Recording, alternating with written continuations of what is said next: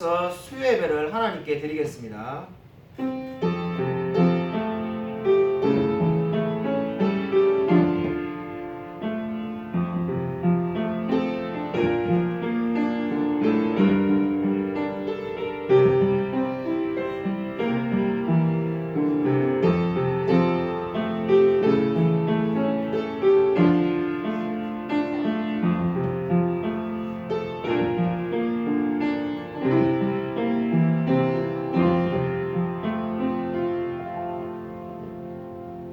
하나님 아버지 감사를 드립니다. 2021년 첫 수요예배를 드릴 수 있게 해주심을 감사를 드립니다.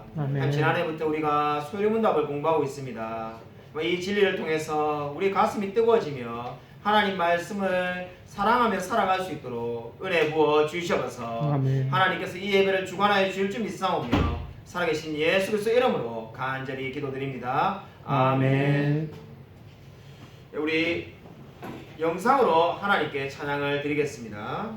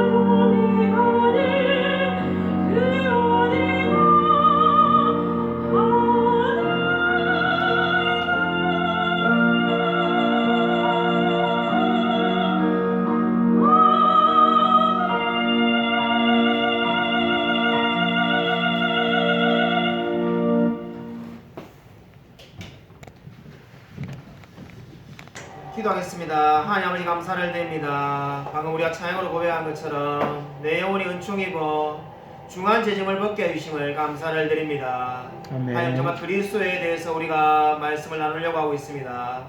그리스도께서 우리에게 행하신 이 놀라운 일을 늘 감사하며 기억하며 수많은 사람들에게 전파할 수 있도록 역사하여 주시옵소서. 하나님께서 참으로 우리 마음을 늘 그렇게 주관하여 주실 줄 믿사오며 살아계신 예수 그리스도 이름으로 간절히 기도드립니다. 아멘. 네, 우리 받으신 프린트물을 참고해 주시기 바랍니다. 우리 성경 말씀 먼저 한 구절 읽겠습니다. 히브리서 5장 6절입니다. 프린트물을 참고해 주시고 동영상으로 예배 드리신 분들은 나중에 제가 프린트물을 다 카톡방에 찍어서 올리겠습니다. 히브리서 5장 6절입니다. 히브리서 5장 6절 신약성경 357면에 있습니다. 신약성경 357쪽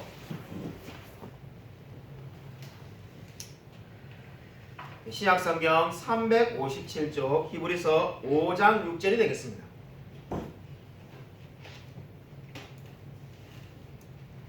다 찾으신 줄 알고 같이 한 목소리로 읽겠습니다. 네, 시작. 또한 이와 같이 다른 데서 말씀하시되 내가 영원히 멜기세덱의 반차를 따르는 제사장이라 하였으니. 아멘. 오늘은 소요문답 제25문입니다. 자, 25문을 읽어드리겠습니다. 그리스도는 제사장 직분을 어떻게 행하십니까? 그리스도는 우리를 위해 단번에 자신을 희생제물로 드려 하나님의 공의를 만족시키고 우리를 하나님과 화해시키며 우리를 위해 계속해서 중보함으로 제사장 직분을 행하십니다. 아멘. 이 소요리 문답 25문이 말하는 진리를 간단히 요약하면은 주 예수 그리스도라는 사실은 우리가 다음과 같은 사실을 포함한다라고 말을 할 수가 있겠습니다. 주라는 말은 여호와랑 똑같은 말입니다. 이것은 자존하시며 지존하신 하나님의 선포이고 나는 스스로 있는 자리라 그 의미가 되겠습니다. 예수라는 말이 뭔가 여호수아라는 구약 용어하고 똑같습니다.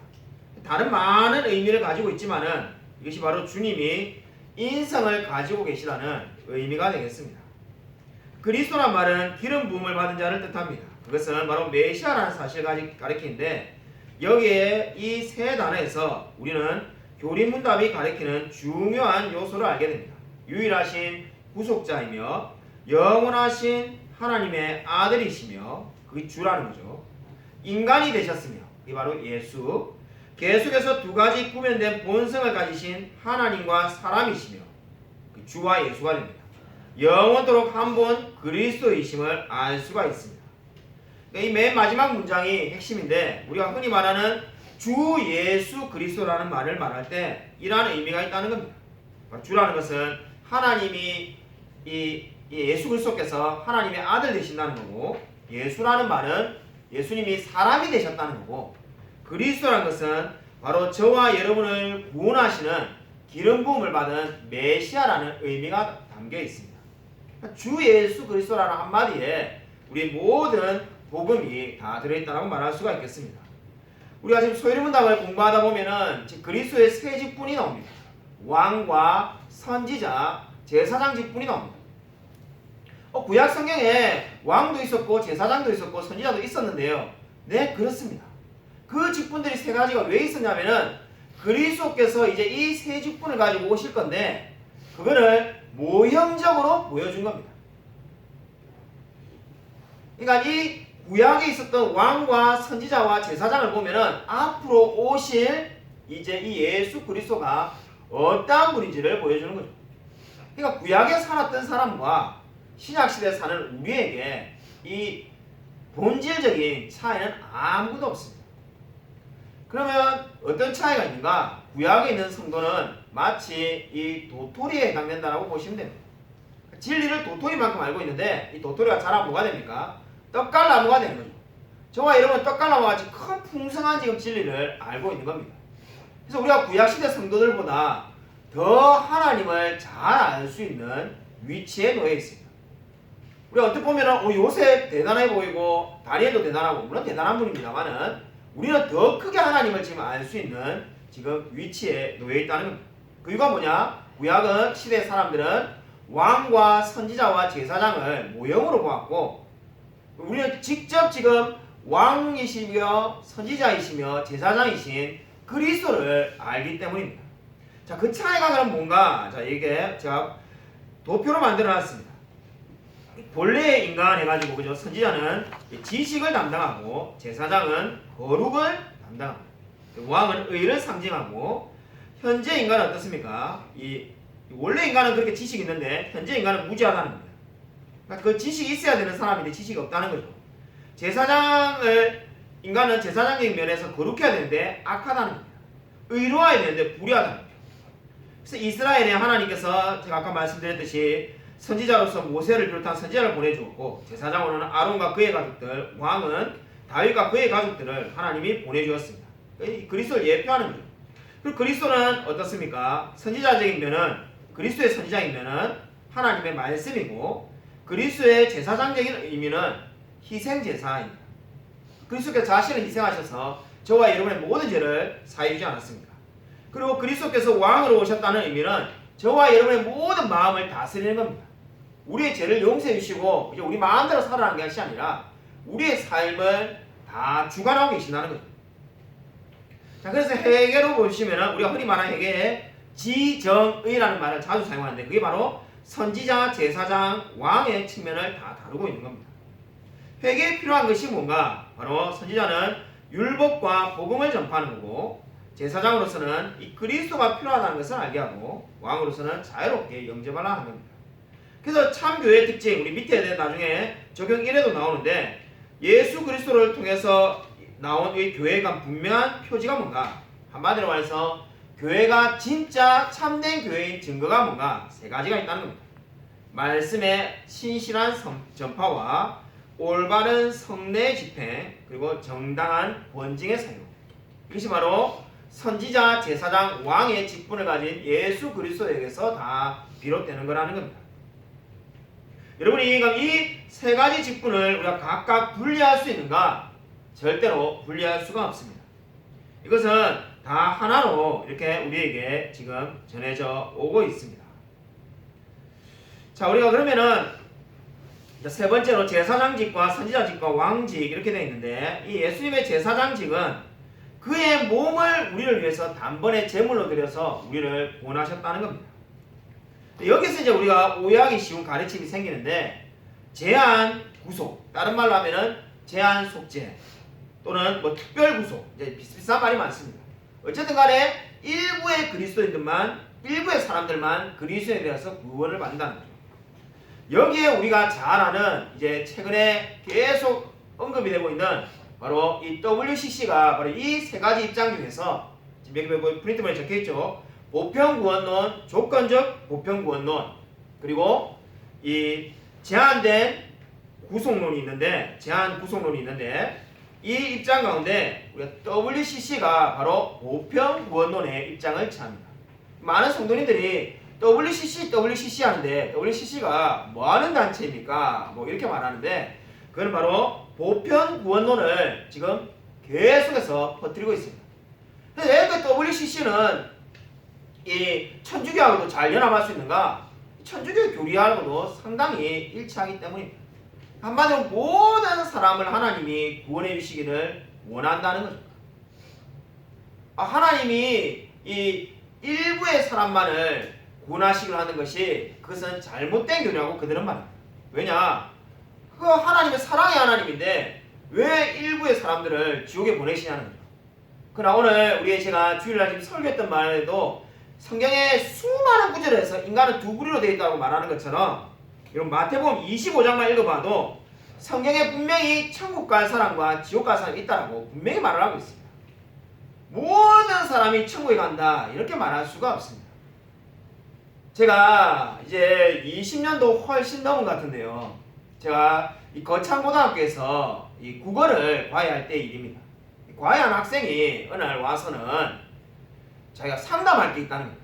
제가 상담사가 아닌데 국어 가르치려고 먼 거창고등학교 앞에서 제가 그때 6개월을 살았는데 내가 뭔 상담을 왜 내한테 하냐니까 자기가 너무 답답해가지고 보니까 그 과외 선생님이 이제 교회를 다니시니까 SMC 회장이 하고 있다니까 뭐 알 것 같아가지고 자기가 오늘 성경 그 거창고등학교가 기독교 학교라서 성경을 가르쳤는데 애들은 막 선생님의 말이 너무 공감받았다는데 자기는 아무래도 되게 이상하다는 느낌이 있다. 근데 뭐가 이상한지 말을 못 해가지고 제가 물어본다는 거예요. 뭐냐 이러니까 선생님이 신앙에 대해서 이렇게 말했다는 거예요. 신앙은 한마디로 산과 같다. 산과 같은데 기독교에는 이 우측을 통해서 이렇게 돌아서 이 산의 정상에 이르는 거고 그 정상이 바로 하나님께 가는 거예요. 그럼 불교도는 어떻게 되는가? 불교도는 이렇게 좌측을 통해 가지고 불교, 이슬람교 이렇게 간다는 거예요. 그 다음에 아무것도 안 믿는 사람은 그냥 가운데 이렇게 걸어가 가지고 결국 어차피 만나는 지점은 하나님께 만나는 건 다 똑같다는 거예요. 여러 가지 표현이 다르고 생각이 다르고 말하는 게 다르지만은 결국 기독교나 이슬람교든 불교든 힌두교든 결국은 하나님을 사랑하자는 것은 똑같다. 결국 나중에 다 만나게 될 거다. 이렇게 말했다는 거예요. 이야기를 듣는데 교회 안 다니는 애들은 열광을 했다는 거예요. 이렇게 막 저렇게 진짜 박애정신이고 사람 다 모든 걸 포용하는 저렇게 진짜 좋은 말은 처음 들었다면서 막 너무 좋아하는데 이 교회 다니는 자기는 아무리 봐도 마음이 너무 불편하고 이게 평생에 교회 다니면서 17년 동안 교회에서 배웠던 거랑 너무 다르다는 거예요. 제가 딱 듣자마자 이거는 보편본론에 의해서 잘못됐다라고 이야기를 했습니다. 그게 수십 년 전에 지금 벌써 제가 들은 건데 지금은 그때보다 더 강력하게 WCC가 보편본론을 이야기합니다. 이 믿지 않는 사람들이 이야기를 들으면 굉장히 좋아요. 그러나 이것은 한마디로 비진리입니다. 성경에 이러한 말이 없습니다. 거짓된 말로 위로를 받아봐야 아무 소용이 없습니다. 마치 제가 지금 암에 걸려가지고 죽어가고 있는데 근데 그 암이 치료가 가능한데 의사 선생님이 암에 안 걸렸습니다 이래 말해가지고 위로가 되겠습니까? 아니면은 김성실 씨 암에 걸렸으니까 수술해야 됩니다. 이게 어느 게 낫겠습니까? 암에 안 걸리고 건강하다면은 그때 들을 때는 좋지만은 실제로 병은 낫지 않기 때문에 죽습니다. 그러나 암에 걸렸다 말을 들으면 지금은 충격을 받지만은 어떻습니까? 바로 모든 병이 낫고 치유를 받게 되는 거죠. 그와 마찬가지인 거죠. 보편보건론은 지금 들으면 굉장히 쏠깃하지만은 그것은 진짜 하나님 앞에 갔을 때 아무런 도움이 되지가 않습니다. 성경 분명히 제한된 구속을 이야기하고 있습니다. 구원받는 사람이 적다라고 말을 하고 있습니다. 모든 사람에게 하나님이 청했지만은 그죠? 잔치에 청했지만은 응답한 사람이 적다라고 성경이 분명히 말을 하고 있습니다. 그것이 바로 제한 구속론입니다. 우리가 믿는 것이 제한 구속론입니다. 제한 구속론을 믿는 신자는 어떻게 고백할 수밖에 없습니까? 저는 죄를 가졌습니다. 저는 죄인입니다. 누군가가 나의 형벌을 대신해서 받아주지 않는 한 나는 구원받을 수도 없고 나를 위해 마련된 구원을 얻을 수도 없습니다. 나를 구원하기 위해서 그리스도께서 십자가의 희생을 드리셔야만 합니다. 이렇게 고백할 수밖에 없습니다. 그러니까 저절로 사람이 구원을 받는 것이 아니라 내가 죄인입니다. 근데 내 스스로는 구원을 받을 수가 없고 나의 모든 죄를 없애기 위해서는 그리스도께서 십자가를 지셔야 된다는 거죠. 그래서 이사야 38장 17절에 나오는 것처럼 히스기야가 고백한 것처럼 내 모든 죄를 주의 등 뒤에 던지셨나이다. 그 고백을 하는 사람만이 구원을 받는 줄로 믿으시기 바랍니다. 아멘. 여러분 이러한 질문이 있습니다. 이 수많은 사람들에게 나오는 질문인데 왜 하나님은 우리에게 늘 죄를 다른 사람의 죄를 용서하라고 하면서 하나님은 우리의 죄를 용서하지 않는가? 이렇게 묻는 분이 있습니다. 진짜 이 질문을 철학자가 제일 먼저 했습니다. 하나님이 없다고 말하면서 하나님 잘못됐다고 말하면서 아니 교회만 다니도 그렇지 않습니까? 늘 용서해라, 원수를 사랑하라, 이웃을 사랑하세요, 심지어 나를 미워하는 사람에게도 용서하세요 이런 말하면서 하나님은 결국 자기를 안 믿는 사람을 왜 용서하지 못하고 다 지옥에 보내는가? 이 질문을 하는 사람이 있습니다. 실제로 이 질문이 신학에서 굉장히 중요한 질문입니다. 이러한 질문을 여러분이 만약에 안 믿는 친구로부터 들으면은 여러분이 뭐라고 대답하겠습니까? 야, 너희 하나님 굉장히 속 좁은 사람이야. 너희들 따라다니는 신도들한테는 모든 사람을 용서하면서 자기는 믿는 사람만 용서해주고 안 믿는 사람은 다 지옥 가라는데 그래서 하나님을 뭐 하려고 믿냐? 이런 말하면 여러분이 어떻게 대답하겠습니까? 이게 상당히 어려운 질문이죠. 여러분 거기에 대해서 이렇게 우리가 대답할 수가 있겠습니다. 한마디로 말해서 용서란 것은 인간에게는 가장 명백한 의무이지만 하나님에게는 가장 심각한 문제다. 그러니까 우리는 이미 용서를 받았기 때문에 이 용서를 해라는 겁니다. 하나님이 우리에게 용서를 하라는 것은 성경에 나오는 만데나리온 빚진 사람하고 똑같습니다. 만달란트 빚진 사람. 그러니까 100데나리온을 용서해라는 이유는 만 달란트를 이미 비교도 안 되는 엄청난 큰 은혜를 용서를 받았기 때문에 조그만 용서를 해라는 겁니다. 근데 하나님에게 이 용서가 왜 심각한 문제인가? 저와 여러분이 하나님이 어떠한 분인지를 알고 죄의 심각성을 알면은 우리가 방금 같이 그렇게 질문하지 않을 겁니다. 하나님 왜 죄 용서하는 게 어렵습니까? 왜 하나님은 안 믿는 사람을 용서하지 못하고 지옥에 보냅니까? 이렇게 묻는 것이 아니라 우리가 질문을 이렇게 바꾸게 될 겁니다. 정말로 구원받은 사람은 질문이 바뀌게 됩니다. 어떻게 하나님께서 나 같은 죄인을 용서해 주셨는가? 어떻게 하나님께서 나 같은 죄인을 용서해 주셨는가? 이렇게 고백할 수밖에 없습니다. 그래서 위대한 설교자 스펄전 목사님이 그의 설교집에서 이렇게 말을 합니다. 왜 하나님은 우리 조상 10대 조상까지 올라가면은 그 우리 조상들 다 지옥에 보냈는가? 아니 우리 안 믿는 우리 엄마 아빠를 지옥에 보냈는가? 이러한 질문을 들을 때 스펄전 목사님이 이렇게 대답했다고 합니다. 나는 그러한 것이 전혀 궁금하지 않고 나의 제일 궁금한 질문은 어떻게 나 같은 죄인을 하나님께서 구원하셨는가? 여기에 우리가 생각하면 감사밖에 있을 수 없다는 겁니다. 나 같은 죄인이 어떻게 천국에 갈 수 있는가? 여러분 진정으로 하나님의 위험을 깨달은 사람은 왜 어떤 사람은 지옥에 보냅니까? 라고 묻지 않고 어떻게 나 같은 죄인이 도무지 용서를 받을 수 없는 죄인이 천국에 갈 수 있습니까? 라고 질문을 하게 될 것입니다. 그것이 바로 저와 여러분이 받은 은혜인 줄로 믿으시기 바랍니다. 아멘. 여러분 일본인 도모다카 시모지의 이야기입니다. 도모다카 시모지는 사형수였는데 광산에서 사형수로서 일을 하였다고 합니다. 일을 한 이유는 뭐냐? 남아있는 날수가 계속 하루씩 줄어드는데 광산에서 일을 하면은 하루씩 늘어나는 겁니다. 그러니까 지금 남아있는 날이 한 달이 하면은 일을 하면 할수록 또 새로운 하루가 생기고 일을 안 하면은 그 날짜가 줄어들어서 그것이 0이 될 때 사형에 처해지게 되었다는 겁니다. 그렇게 해서 광산에서 억지로 일하던 이 도모다카 시모지에게 어느 날 어머니가 면회에서 찾아와서 그리스도인으로서 성경책을 줬다고 합니다. 이 성경책을 받았던 이 도모다카 시모지가 별로 마음에 안 들어서 읽지 않았는데 어느 날 이제 쉬는 시간에 할 일이 없으니까 광산 밖으로 나오면은 성경을 읽기 시작합니다. 읽다 보니까 성경이 너무나 은혜가 됩니다. 그래서 왕자 늘 일을 하면서 성경 읽는 시간만 기다렸다고 합니다. 근데 어느 날 이 광산 밖에 나와가지고 그러니까 이거 쉬는 시간에 대부분의 동료들은 광산 안에서 그냥 좀 쉬다가 다시 또 일하는 게 낫지 나갔다가 들어오면 번거로우니까 안에 있는데 성경이 너무나 읽고 싶어가지고 밝은 데인 광산 밖으로 나와서 도모다카 시모지가 성경을 읽을 때 광산이 갑자기 붕괴되었다고 합니다. 일하는 모든 동료들이 다 죽고 도모다카 시모지만 살아남게 되었습니다. 그때 이 도모다카 시모지가 충격을 받고 하나님을 영접하게 됩니다. 성경을 읽었는데 이게 절대 우연이 아니라 하나님 나를 특별히 살려주신 겁니다.